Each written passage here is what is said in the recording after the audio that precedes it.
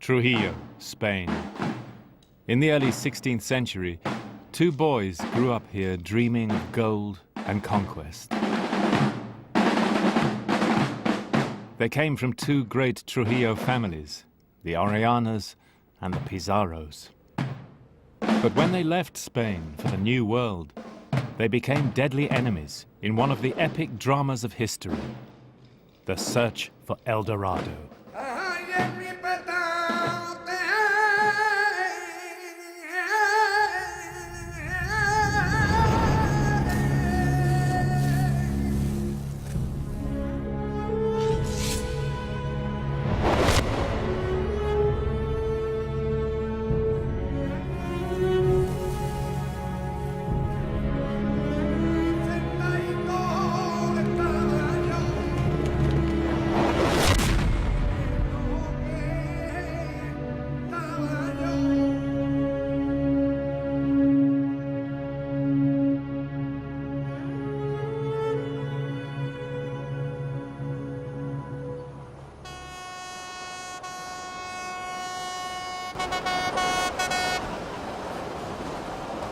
This is the old route from the Pacific up to Quito in Ecuador.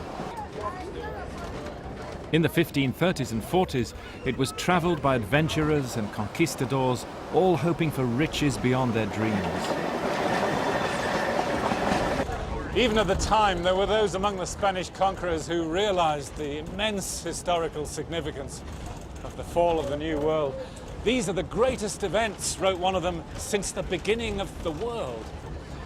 And the most cataclysmic of them took place in just a few years. 1520s, the fall of the Aztecs, and then the fall of Peru in the 1530s.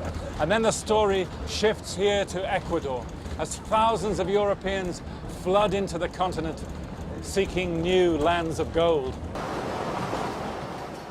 Among them was a Spanish captain called Francisco Orellana. A veteran of the Inca Wars, Orellana was to be the hero of one of the most amazing journeys of exploration. Early in 1541, he came here to Quito. The old northern capital of the Incas, Quito was now a Spanish frontier town. Orellana had come to find his cousin, the new governor, Gonzalo Pizarro. Handsome and cruel, Gonzalo was in his early 30s now, the greatest warrior in the New World.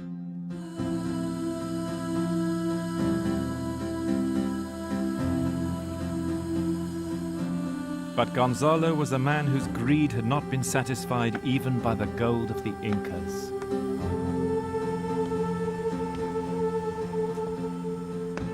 Only 4 years after the fall of Peru, Pizarro was dreaming of new conquests. From the rooftops of his palace in Quito, he could see the Andes rising to the east. Early in 1541, a rumor began to sweep the city that beyond the mountains there lay a land richer than Mexico or even Peru. A land of gold. The ruler of this land was said to be so rich that he covered himself in gold dust every day and washed it off each evening. He was the Golden Man, El Dorado.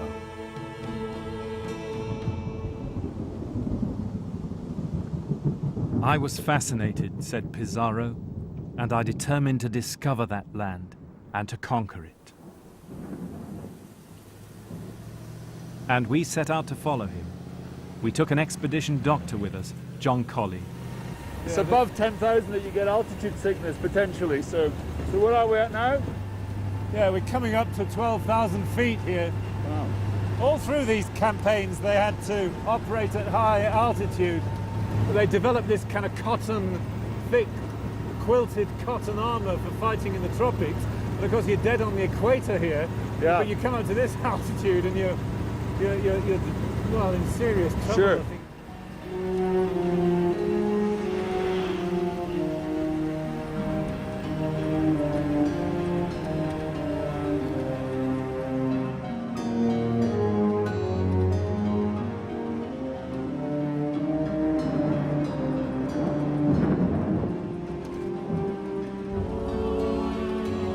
Beyond the peaks, they entered a drenched green world with streams and waterfalls which eventually become the Amazon.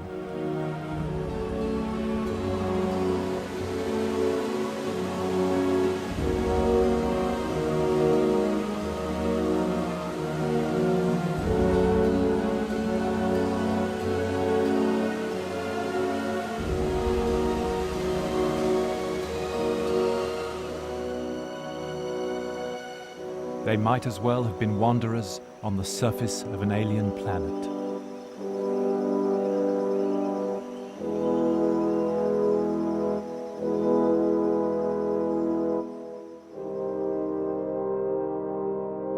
Pizarro's route has never been traced on the ground. We know that for the first few months he explored in a vast circle eastwards. But when his cousin Orellana joined him, they set off from their camp near Baiza northwards to the river Coca. Hello.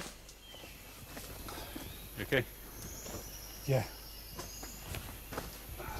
Oh, Jesus Christ. How many people did Pizarro bring down here? It's quite slippery here. Be careful. The horse is with us. Hello. Yep. Good.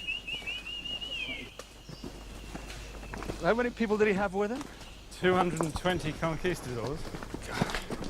4,000 native bearers. Yeah. 200 horses, hundreds of hunting dogs, hundreds of llamas, carry gear. Incredible.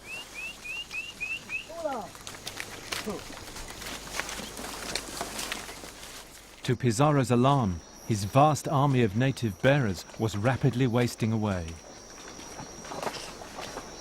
Spanish had 4,000 native bearers with them from the highlands, but they all died by the time they reached the plains. The history books say it's just that there were highland people who came down here and couldn't cope. Why should 4,000 die, do you think? Was it malaria? Well, not malaria. That was something that the Spanish brought over with them. Of course, they had all these other infectious diseases that they brought along, you know, like sort of measles and smallpox and so forth. But these big waves of epidemics would have been through already before this expedition set off, you know, so I wonder if there was something else. We should ask Delphine, he's the expert. Yeah. Starvation, I think. Yeah. Delphine. Our guide, Delphine, was a man who knows how to survive in the forest. 4,000 runas. Indígenas. ¿Es posible en la selva de buscar la comida? Yo creo no es. I don't think it's possible to find that much food for that many people, because you can't always rely on the jungle to provide you with food or fruit. I think it would be impossible to feed them. Impossible. Impossible. Starvation, yeah. You can imagine, trying to sort of find food in this kind of area for sort of all that huge number of people. So the 4,000 Indians basically were starved to death. Yeah, presumably it'd be the bottom of the feeding, the food chain as well, you know, just sort of, and basically left to fend for themselves as things got really tough.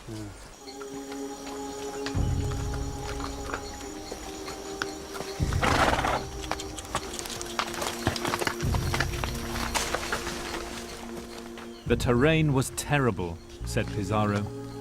We had to hack our own path through. And we were worn out already from the crossing of the Andes. Frustrated and angry, Pizarro took it out on his native guides, torturing them, burning them alive, feeding them to his dogs. Not a man to argue with.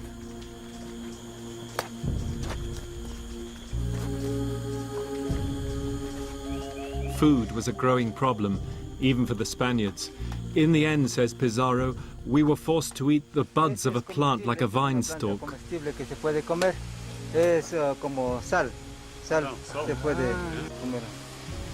Only the little curly bud on the top. That was before they started eating their precious horses.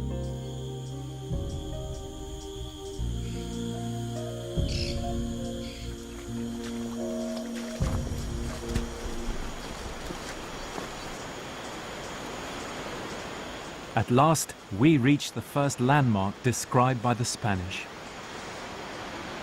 Wow. Hidden behind the falls, legend says, was the gold of the Inca Atahualpa. ¿Qué es detrás las cascadas? Nosotros creemos como personas naturales. Those of us who are in touch with nature believe that the spirits exist here. Existen los espíritus. Entonces es una puerta del mundo espiritual. Yes, this is a door to the spiritual world. Mundo espiritual, sí. The real story of what's behind the falls, not that it's the gold of Atahualpa as the Spanish believe, but behind there is the entry to the world of the spirits. Isn't it wonderful? Everything the Spanish understand literally, the Indians actually mean metaphorically.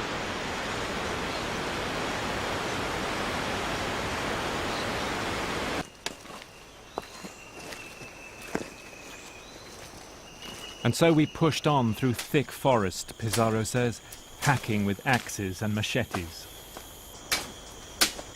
Often it was impossible to get our horses through.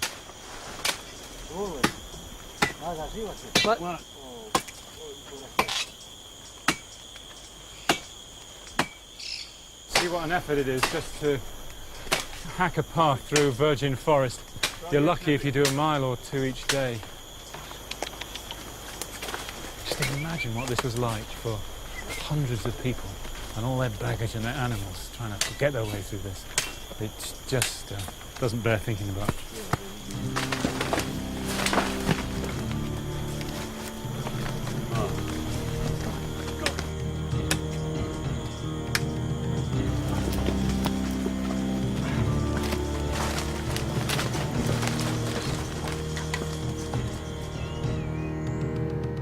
At last, after 6 months in the jungle, they emerged from the Andes foothills and saw this view, an immense flat horizon.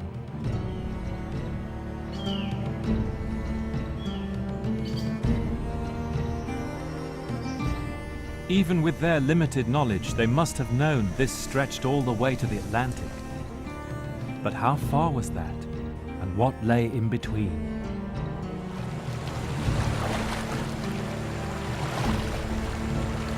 The big stones there. There's a branch under there. They marched on down the Coca. There were many days, says Pizarro, when we were wading knee-deep, waist-deep, or even worse. It's deep there.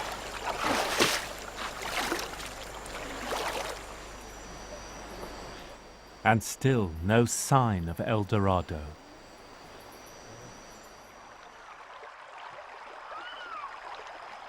By now, 7 months in, the army was demoralized. Many were too sick to move.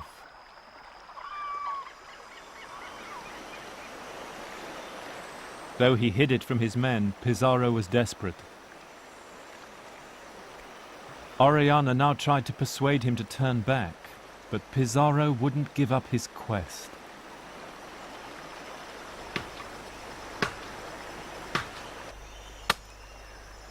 He ordered his men to build a boat to carry the sick and wounded and the heavy gear. It took his starving troops a month to make, smelting their horseshoes to forge the nails.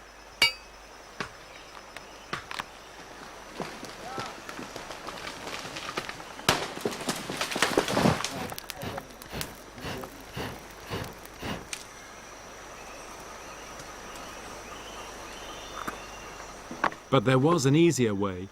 Using renewable balsa wood, we made a traditional raft with hardwood nails and ropes of bark. With this, we hoped to follow Pizarro down the Coca to the River Napo.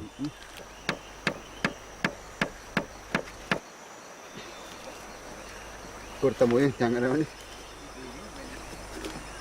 just goes to show. Spanish went to all that trouble about getting nails, and you only need some hard wood and some soft wood, and you can do it without metal. We'll see if it works.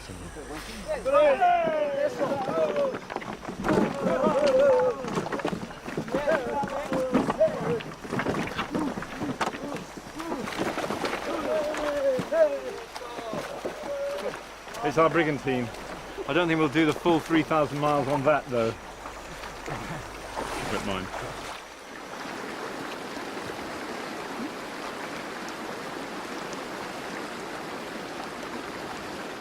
Pizarro's army set off again on the 9th of November, 1541. Of the beauties of the landscape around them, there's no mention in his account. And this is what you never read in the history books. You never feel this sense of this immense forest stretching for 2,000 or more miles, this immense blue sky and this great river.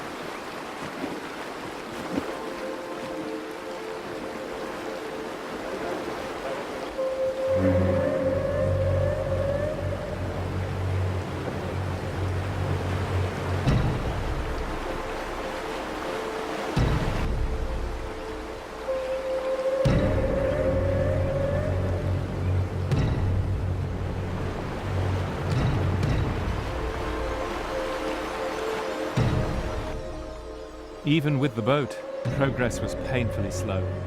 They could still only go as fast as the army, trudging along the bank.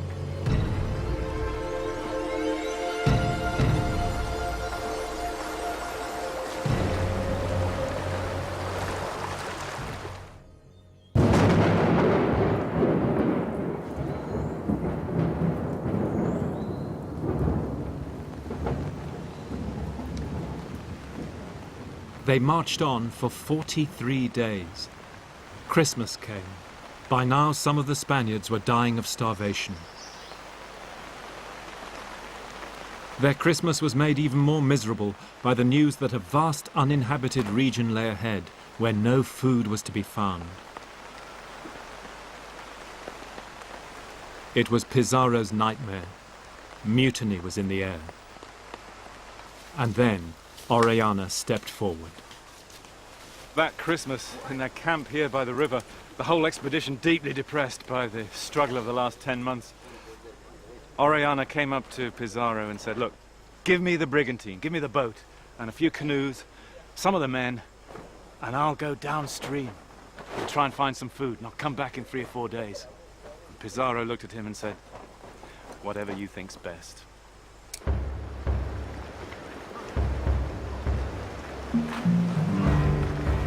Orellana left next day with 57 men.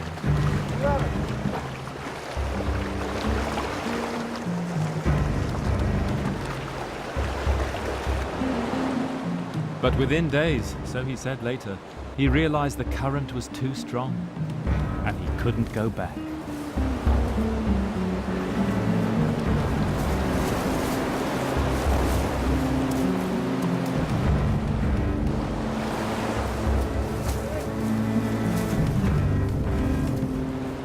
So we chose what seemed to us the lesser of two evils, Orellana said.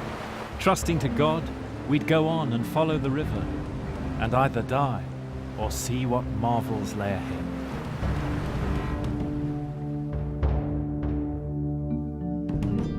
What he didn't know was that ahead of him was the greatest river on earth.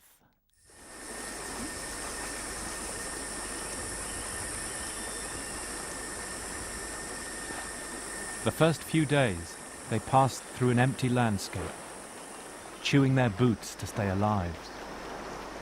So close to death, they were hallucinating.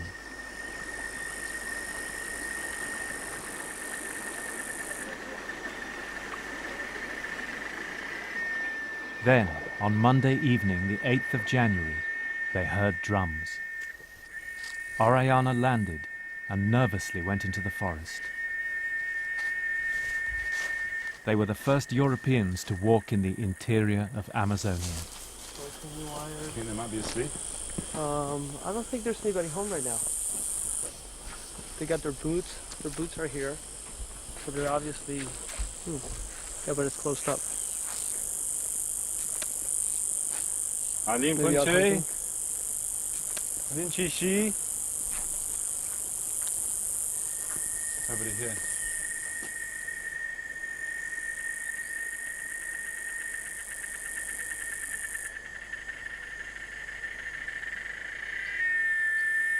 Well, they did run away when Orellana first landed, left their cooking pots and their food. Orellana's men were starving, so of course they stuffed themselves. The Indians were very nice about it when they came back.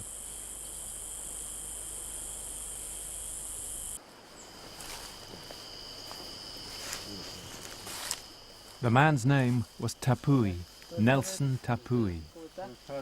He farmed here with his family, pretty much cut off from the outside world. Ah, su mamá. Sí, bien nomás. Sí. Y aquí habíamos conocido. Sí, mi esposa. Ah, ya. sí, sí. ¿Usted habla quichua? Yo sé. He spoke Quechua, Sí. the Inca language. Ya. A ver si le... Noka, Kangi mashuti kangi. yeah, Aline. Noka kani Inglaterra, manda. Uñoga kanye puto mayo manda. Oh, we have to talk slower than Más despacito, dice. Dios pagarachu. And language would be the key to Oriana's survival. Uñoga kanye puto mayo manda. He began to put words down in a notebook. La misma. Yeah, what's the name in Quechua? La yuca, ¿cómo se dice en quechua? Lumu. Lumu. Lumu. Lumu. La yuca. So yucca is lumu. That's a very. The captain made a point to get to understand the native languages, says the diary, and he made his own primer to help him. So if you ask for good water to drink, Yaku takuay. Deme agua. Yaku takui. Yaku takuay. Ajá. Para mí. Takui is give me, yaku Yeah. is water. yeah. Nelson sent his son up a tree to bring seed pods for us to eat. The native people here were called Imara. They gave Oriana food too. They let the Spaniards stay with them for a month to recover their health, saved them from death. Pakay. Pacay. Can I open? Okay. Dios pagarachu. Oh, I can get into these. Wow. Delicious.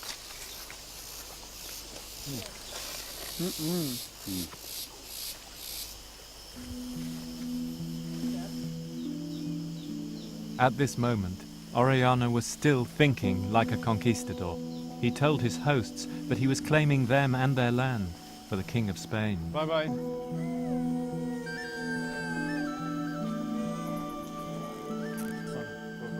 But maybe a change was beginning to take place in his mind. For kind treatment of the Indians, he said now, was the right way to follow.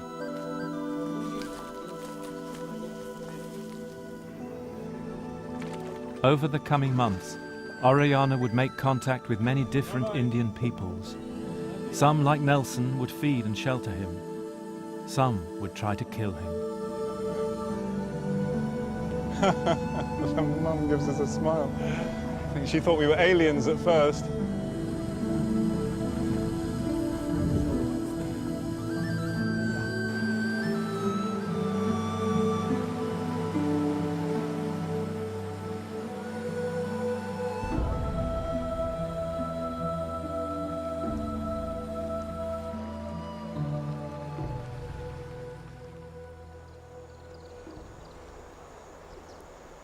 Back upriver, Pizarro was waiting for Oriana to return, his men now dying around him. And as the days turned to weeks, he began to suspect that his loyal cousin might have betrayed him.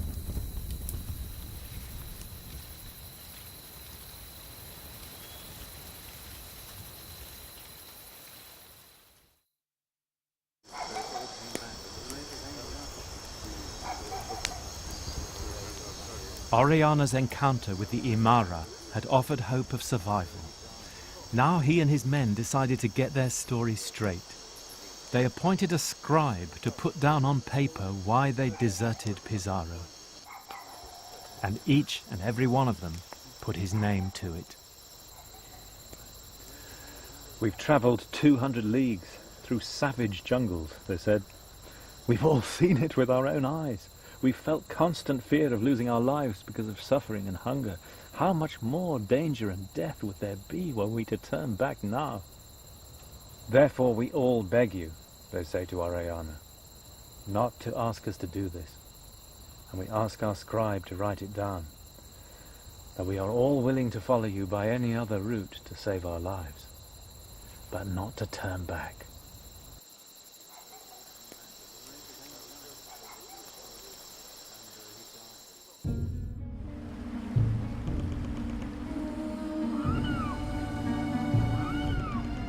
But was Orellana being quite truthful? Or did he hope to claim the secret of El Dorado for himself?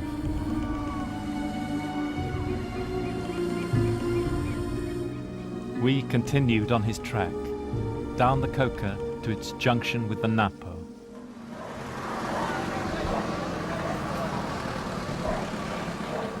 Not so long ago, this was just a mission station. Now the town of Francisco Orellana is a Wild West place which has boomed with the opening up of the forest to the new conquistadors, the loggers and the oil men. Just looking around ourselves and seeing the sort of the open sewers and dogs running wild and the terrible overcrowding, you suddenly understand why it was that diseases evolved in cities where there were huge concentrations of people, rather than in the far healthier lifestyle of the jungle. And this is, I suppose, the second conquista, isn't it? You know, first they came looking for gold and El Dorado, and now the forests are being plundered. They've had their rubber, and now it's the hardwoods and it's black gold, oil.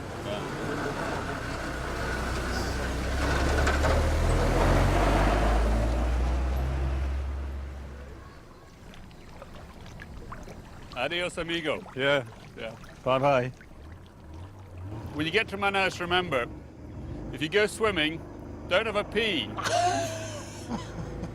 And so we said our goodbyes to Dr. Colley. Ah, dear. Our next leg would take us down the Napo, the Conquistadors' river of cinnamon. Here's to the River Napo. Orellana sailed on past other great rivers, the Aguarico, the Curare, down into what is now Peru. We made good speed, says the diary, sometimes more than 20 leagues a day, for the river's flow was swift and strong.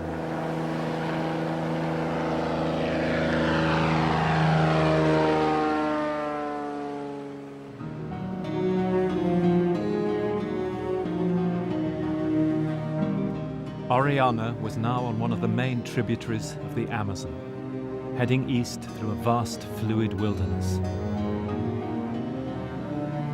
From the air, it's a bewildering maze.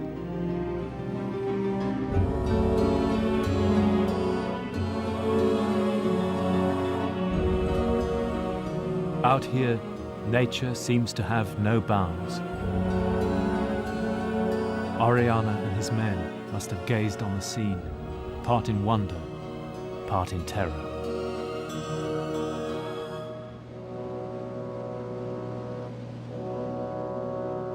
A few days later, they came to a gigantic confluence, the Napo and the Marañón, the beginning of the Amazon proper.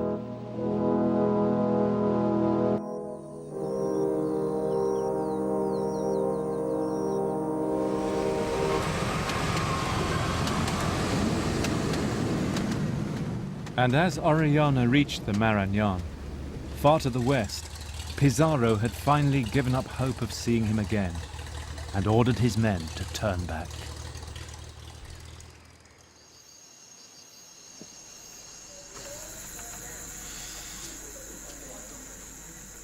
There's a shift now in the tone of the expedition diary kept by the priest, Father Carvajal.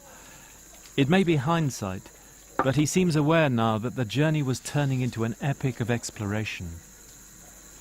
It seemed to us, by our continuing survival, that our Lord Jesus was pleased with such a great venture into the unknown. For such a feat of discovery surely might not otherwise have taken place for many centuries into the future. Muchas gracias. Okay. Okay. Bienvenido a Orellana. Oh man, muchas gracias. Buenas noches. It was here that Orellana first heard strange stories of a fierce tribe of female warriors, like the Amazons of Greek myth. His contemporaries never believed him, but he always swore the tale was true.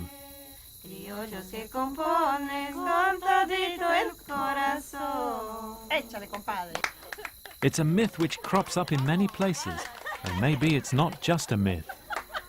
The Spanish say that when they came down the Amazon and there were all these tribes that were ruled by women, And only when they wanted children did they go and raid and get the men, and then they'd have sex with them, and then they'd get pregnant, and then they'd boot the men out.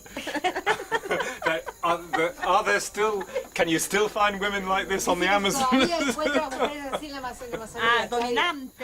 Dominant. Yes, there are women who are dominant. Of course. Aquí? Aquí también hay mujeres dominantes. Yes, there are women who have power over the men. Ya. Golpe, sí.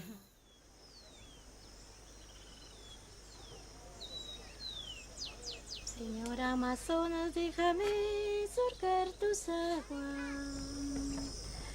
Te quiero navegar en tu caudal. No one knows for sure whether the Amazons really existed, but they gave the river the name it still has today, Rio Amazonas, the river of the Amazons. Señora Amazona, la naturaleza nos brinda el encanto de nuestro Perú.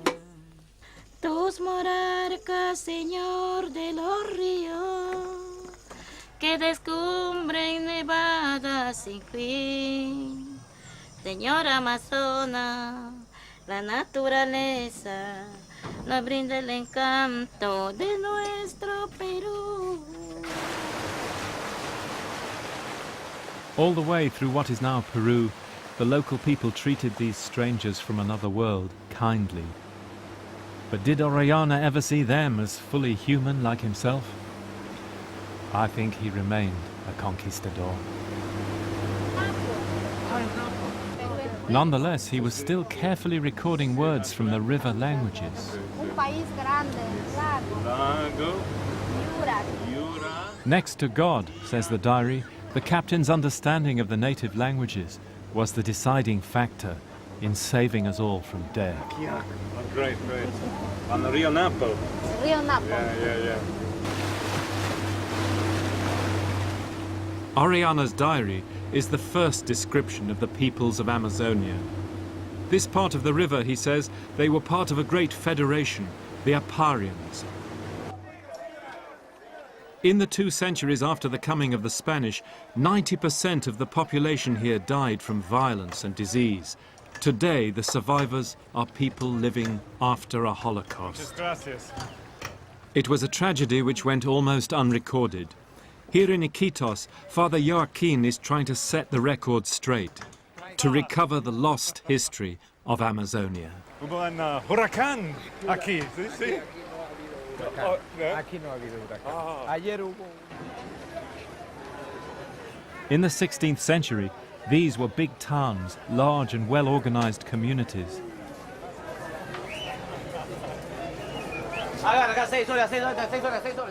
So maybe what you see now is a distant reminder of what Orellana saw.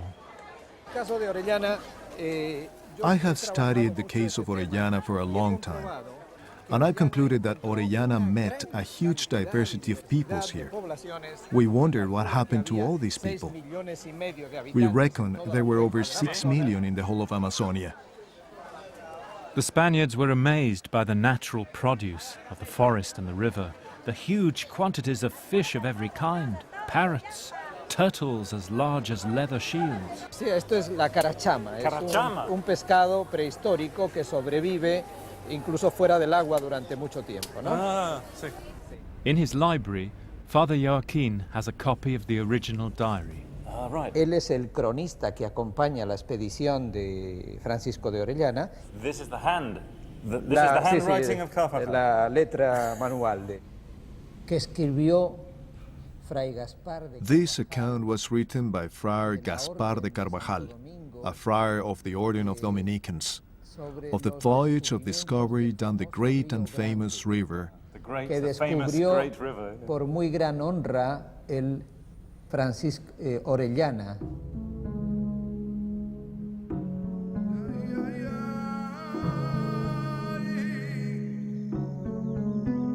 And I was an eyewitness to these amazing things, says Carvajal, a man whom God chose to play a part in such a strange and hitherto never experienced voyage of discovery.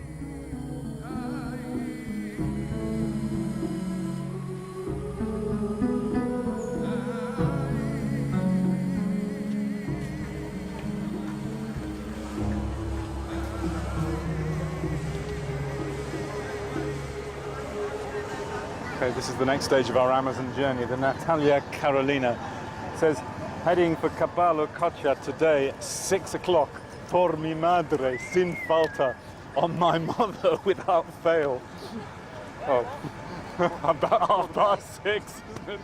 Well, this is Amazon time. Orellana stayed with the Aparians for 2 months to build a second, bigger boat, a 30-footer, a boat strong enough for the sea. When he left, in late April, he still had 2,000 miles of river to go.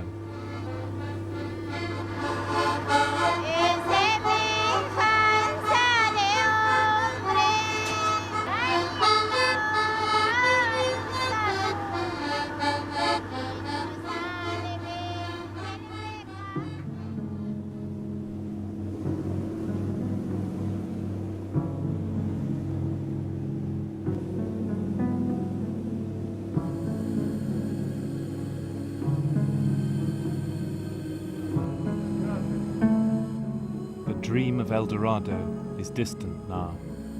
And for me, the voyage had begun to gather like static the history of the intervening 500 years. The later conquistadors, like the demented Aguirre, the so-called wrath of God. The missionaries, the prospectors, and the debt raiders, they all came this way. And the clamour of history rose like the sound of the forest in the night.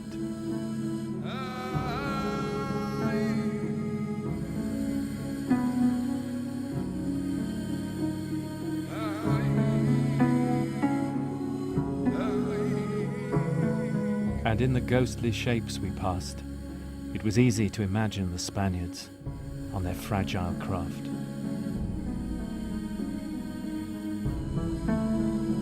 What hardships, what suffering, and what extraordinary dangers we passed through, wrote Friar Carvajal. He lost an eye in one attack. The people were more hostile now.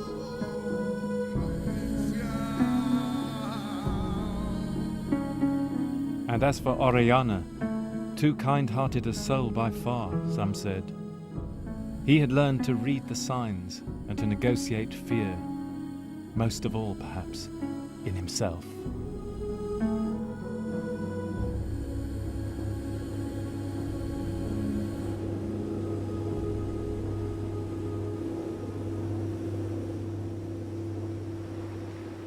They now began to see canoes everywhere. They were approaching even richer lands. By the middle point of the river, they came past huge settlements extending for many miles without any gaps between the clusters of houses. These were large, well-organized communities with thousands of people, real high culture. They were now inside the territory of a huge native federation which stretched for hundreds of miles along the river, the Omagua. They passed so many towns that they could only remember them by giving jokey tags to people and places. Main Street, Chinatown, Viciousville, and Stupidville.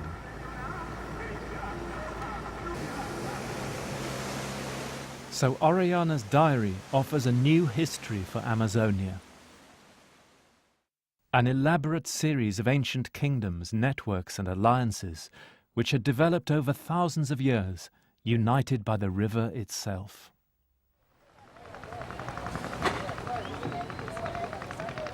After 3 days sailing, we reached the Brazilian frontier. Orellana had to pass a border here too, the frontier of the Machiparo state.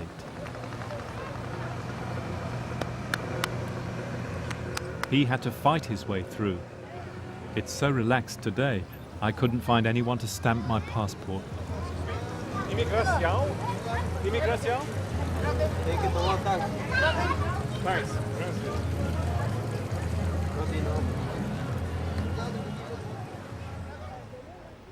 But the spectre of Gonzalo Pizarro still haunted Orellana and his men.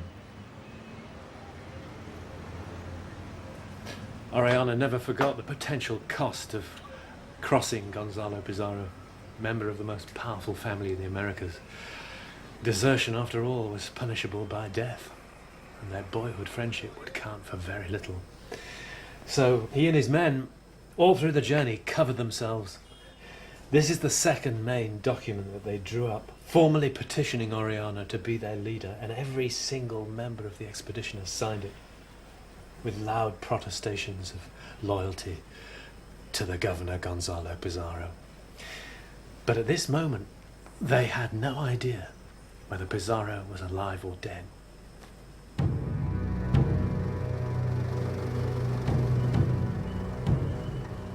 Pizarro, though, was a man who could face death without flinching. The tale of his hellish return has inspired movies, plays, and books ever since. For suffering, famine, and misery, wrote one conquistador, this was the worst journey ever in the Indies. Attacked all the way, Pizarro didn't know where he was or what direction to take to reach Peru, or any place Christians might be. We ate all our dogs and horses, he wrote, and we got back with only our swords and the rotten rags we stood up in. Pizarro's only thought now was revenge against his boyhood chum, the worst liar that ever there was.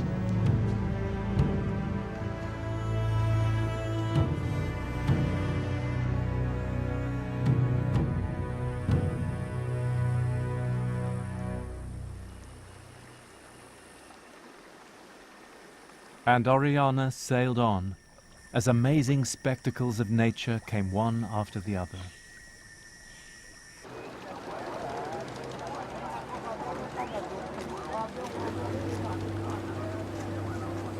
In early June, Orellana arrived at the site of Manaus, where the river stretches to the horizon, wide as an inland sea.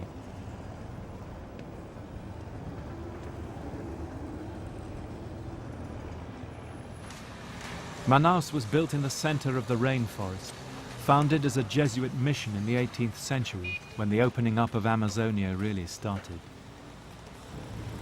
Where the Opera House and the grand mansions now stand, Orellana saw huge settlements of native people lining the waterfront. There are few places where you feel more strongly the all-consuming march of history. Looking centuries into the future, Orellana's diary says this: "It was our desire that, if possible, the land and its barbaric people should not have negative feelings about our first encounter, so that one day the country might be tamed for pacification and reduced to obedience to our Christian civilization." The Western conception of a city was a new innovation in the Americas, which came with the conquest. They require a new way of life, new laws and customs and institutions, to make a new identity, to reshape humanity, if you like. They also suck in the products of the natural world, of the forest and the river, and consume them. And in that, cities like this, Manaus, represent a break in that continuum of thousands of years of life here in the Americas. There may have been 5 million indigenous people here when Orellana came through. The present population of the natives of Amazonia is 250,000, less than a quarter of this city. That's the scale of the revolution.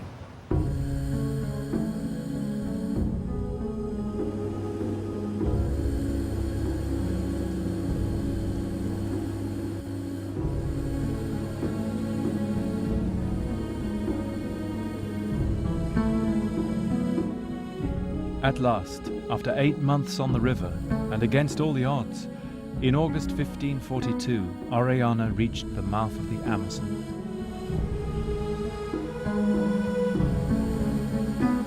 They had sailed 2,500 miles down the greatest river on earth. They had seen unknown empires and encountered lost worlds. It had been less of a journey, said one of them, more of a miracle.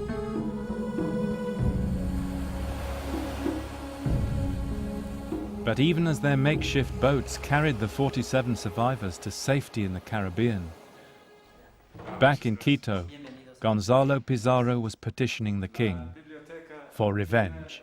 Todos la sabedora tradicional. Sí. En Quito, este es una biblioteca de historia, literatura, medicina. Pizarro accused Orellana of treason, a crime punishable by death.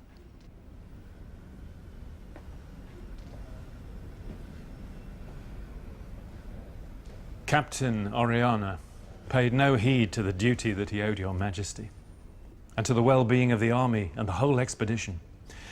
Instead of bringing us back food, he displayed to us all the greatest cruelty that ever faithless men have shown, and is the worst traitor that ever lived. In his defense, Orellana used the documents that they'd drawn up on the river.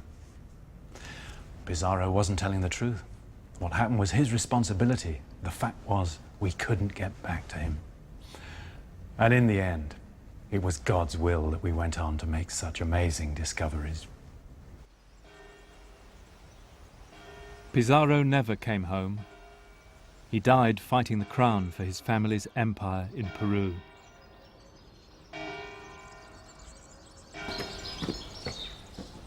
Orellana, though, cleared his name and came back to Trujillo. His house is still there, the garden where he and Gonzalo crossed toy swords as boys.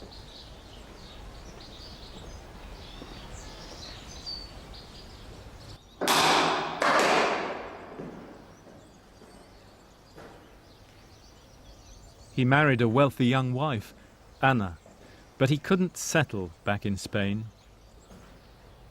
He petitioned the king to send him back to his river, with the title of Governor of the Amazon. But his luck ran out. The expedition was a disaster. This is how Ana remembered Orellana's death. My husband couldn't find the main channel of the river, and for 11 months we wandered around like lost people. And in that time we suffered such hardships because of hunger, disease, and the incessant rainfall. We ate all the horses and the dogs, and in the end, almost all the expedition died, my husband among them.